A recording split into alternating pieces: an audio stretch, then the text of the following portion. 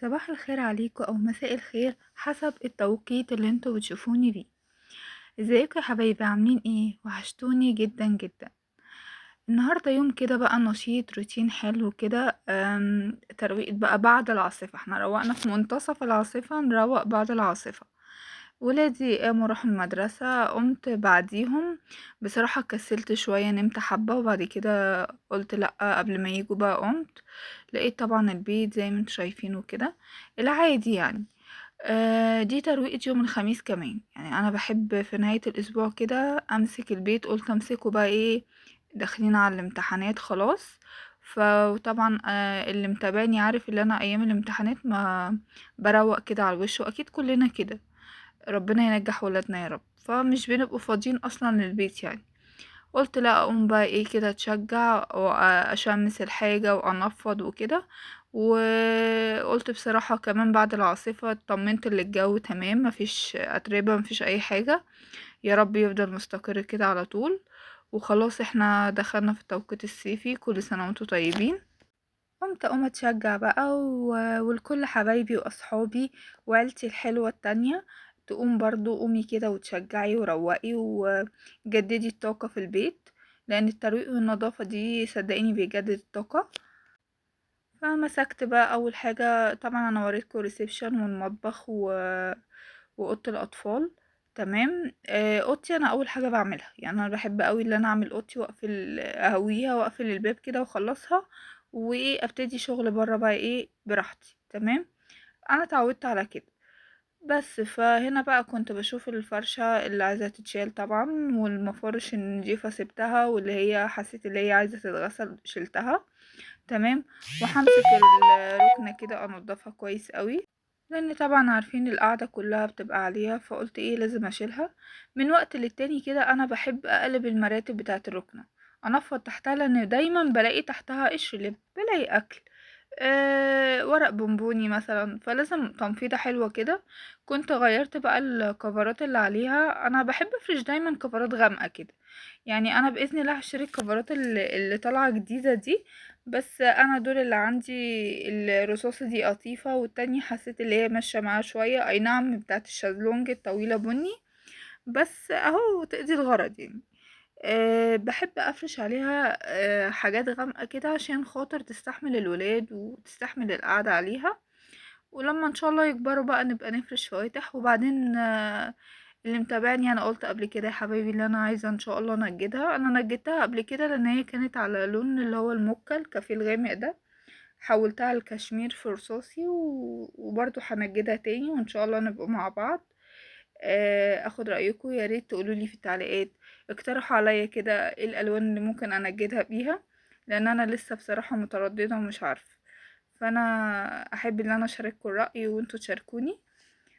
فاللي عنده حاجه كده، يعني عنده فكره يقولها لي، يكتبها لي في الكومنتات، وانا هبقى مبسوطه جدا ان انا اللي انتوا بتشاركوني الراي. هنا بمسك بقى الكنبه بتاعه الانتريه دي برضو بنفضها، وبمسح بقى زي ما احنا شايفين. الشاشة ما بحبش اتك عليها قوي في المسح، لان غلط يعني. انا جربت الاول كنت بحط عليها جنانس بقى وامسح، باظت. تمام. فبقيت بقى ايه اللي هو يا دوبك يعني التراب كده من على الوش. الروتين ده المرة دي هيبقى مختلف لان انا هغير.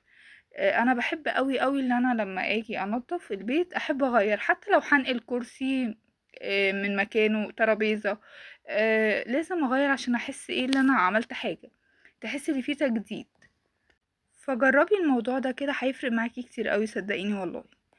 فانا كده بلمع الترابيزة بتاعتي. انا بحب الاول انضف من فوق، ولمع كل حاجة، وبعد كده ابتدي بقى اخش على الارضية. تمام. طبعا زي ما احنا شايفين كده انا كنت بشيل وبشمس بقى، يعني بودي على البلكونة على طول، بكنس كده. مرضتش اجيب المكنسة برضو بالكهرباء، قلت لا ايه. انا دايما خلي بالكم يعني الكفرات دي انا بحب استخدم المكنسة دي فيها قوي لان بتبقى خفيفة، مش محتاجة اللي هي بالكهرباء بقى اللي انا اشيل واحط الفيشة فاهمني. فدي بتبقى خفيفة كده، وكمان انا هكنس هنضف تحتيها، اقول بالمرة بقى. تمام. انا كنت لازم تشيلي التراب، يعني ما تسيقيش كده على طول، ما تنضفيش الارض غير لما تشيلي تكنسي التراب، وبعد كده ايه تسيقيها بقى وتحطي ميه عليها براحتك. ماشي. فانا اهو لما هلم التراب وهخش طبعا على البلكونه، لازم طبعا انضف، لان العاصفه طبعا يعني انا كنت منضفاها والله من كام يوم، بس كانت العاصفه لسه شغاله. فطبعا انا ايه ما صدقت الجو اتظبط كده، قلت لا بقى انضفه. ومش بحب اغسله واحط فيه ميه كتير، عشان الخشب بيشرب ميه مهما كان عليه مادة او حاجة برضو بيشرب ميه. ومع مرور الوقت تلاقيه بقى ايه فرقع منك وباظ وكده. انا اللي بايظ معايا بسبب الميه الشباك بتاع الغرفة بتاعتي، فده علمني بصراحة. وبحط الملمع كده على الازاز بقى بنضف ولمعه. خلاص بقى يا جماعة مفيش تراب. دي اهم حاجة ان مفيش تراب. فقلت بقى ياخد تلميعة حلوة بقى كده عشان يبقى البيت كله نضيف، وندخل على الامتحانات كده ان شاء الله تعدي على خير، ويبقى ايه موريش اقول لا ابقى شايلة هم البيت. يبقى الترويق بس كده ايه من على الوش، مكان النوم مكان الاكل، يبقى كفاية قوي. لان طبعا احنا ايه انا عندي 2 ورا بعض، ده عايز اقعد معاه شوية، بنوتي اقعد معاه شوية، فمش بيبقى فيه وقت بصراحة خالص للبيت. انا بحب لما اعمل اوضه الركنه دي اعمل معاها البلكونه، عشان خاطر يبقوا هما الاتنين مع بعض كده ايه يتقفلوا. المساحه دي انا قلت لكم قبل كده حلوه قوي، بتنظف معايا، بس لازم اكون كانسه الارض، يعني لازم اكون شايله منها التراب. فهي وظيفتها اللي هي بتلمع، بس بتلف كذا اتجاه في وقت واحد، فبتجيب لي اي ركن اي حاجه، بتلف وبتجيبهولي بتنضفهولي. متنسوش بقى يا حبايبي اللايك والشير والاشتراك، وخلي عيلتنا تكبر كده. فرحوني بالاشتراك، فرحوني بالكومنتات والتعليقات بتاعتكم. اللي عنده اي حاجة وعايز يقولها لي في التعليقات. انا بحب قوي ان انا اسمع رأيكم، احب اقتراحاتكم. ومستنية منكم الاقتراحات بتاعت الركنة دي، قولولي انا اجدها لون ايه، عشان ان شاء الله باذن الله يعني ننزلوا مع بعض كده ونجيب ايه القماش بتاعها ان شاء الله. هنا بقى كنت خلاص مسحت البلكونه ومسحت الركنه، هفرش كده البلكونه زي ما احنا شايفين. وانا كنت فاتحه الستاره لان أنا بحب ايه اهوي. اي نعم الشمس مش بتخش هنا، بس لما تفتحي الستاره بيبقى هوا بقى وكده، بيبقى اكتر، فبينشف لي الارض وايه، وبحب اغير الهوا كده في الشقه. تمام. دايما قومي من النوم افتحي غيري الهواء بتاع النفس من الشقة. شيشت بقى وايه قلت اخش بقى على السفرة، مرضتش افرش الارض دلوقتي لان انا هعمل لكم مفاجأة كده في فيديو هغير. فشوفوا بقى وقولوا لي ايه رأيكم قبل ولا بعد. هبتدي بقى ايه اشيل كل حاجة بقى على الكراسي، اشيل كل حاجة على الترابيزات، بحيث ان انا ايه يعني لازم انظم الاول الحاجات اللي فوق دي، وبعدين انا مش بشيلها ارميها، يعني بشيلها احطها مكانها عشان ما يكومش عليكي حاجه. لو انتي شلتي الحاجه ورميتيها في مكان هتخلصي وهتلاقي المكان ده بقى كارثي. فافضل حاجه ليكي اللي انتي تشيلي كده وايه وتنظمي حاجه حاجه. كنت بلمع هنا زي ما احنا شايفين. عايزه اقول لكم الفيديو ده يعني كان طويل، ان دخلت المطبخ بعد ما خلصت، بس انا يعني هكمل لكم المطبخ والاكل في فيديو تاني عشان ما يبقاش طويل عليكم قوي. تمام. انا هنا بقى زي ما انتم شايفين يا حبايبي كده السفرة شلت كل حاجة عليها، والكفرات دي انا كنت لسه فرشاها معاكم في فيديو قريب. بنفضها كده وامسح الكراسي من تحت والترابيزة برضو هلمعها. حتى المفرش دي خليكم مركزين عشان انا هغير المفرش. هلمع الترابيزة وبعد كده اشيلها افضي بقى المكان خالص، عشان ابتدي اعمل الارض بقى ايه تبقى قدامي كده، مفيش حاجة مفيش حواجز او في اي حاجة. هنا بقى كنت بشيل الترابيزة، والترابيزة دي عايزة عضلات والله يا جماعة، بس الواحد ايه بيعافر يعني الحمد لله على كل حال بنعافر، بس هنعمل ايه. همسك النيش بقى ألمع كل ده، لأن طبعا عارفين العاصفة كانت مدمرة الدنيا. يعني مهما تكوني مقفلة، مهما تكون في ستارة مقفلاها في البلكونة، برضو تلاقي التراب مبهدل الدنيا، يعني تحسي ان انتي هاجرة الشقة اساسا بالك قرون ما بتعمليش حاجة. فكان لازم ألمع كده ألمع كل حاجة، لان العاصفة زي ما احنا شايفين كانت مبهدلة فعلا الدنيا، كان فيه تراب جامد قوي في العفش وفي الازاز. فقلت لا لازم ياخد تلميعة حلوة كده بالمرة، عشان احس بقى ايه اللي الشقة نضفت يعني. فلازم كل حاجة تاخد ايه حقها. واتمنى من كل حبايبي لو لسه لحد دلوقتي بتتفرجي على الفيديو ومكمله، دوسي بقى قوليلي، اديني كومنت حلو كده، دوسي اشتراك، دوسي لايك، فرحيني باشتراكك. هنا بقى كنت بنفض الارض، واللي قدام الباب ده بيبقى كارثي بصراحه.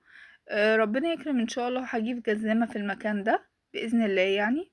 فانا حاطه الكرسيين دول لان برضو ولادي بيبقوا محتاجين، اللي هم ما بيعرفوش يعني، هم كبروا وكل حاجه، بس لازم لما يجوا يلبسوا الشوز بتاعهم لازم يقعدوا، يعني ميعرفوش يلبسوه وهم واقفين. فعشان كده انا حاطه لهم الكرسيين دول.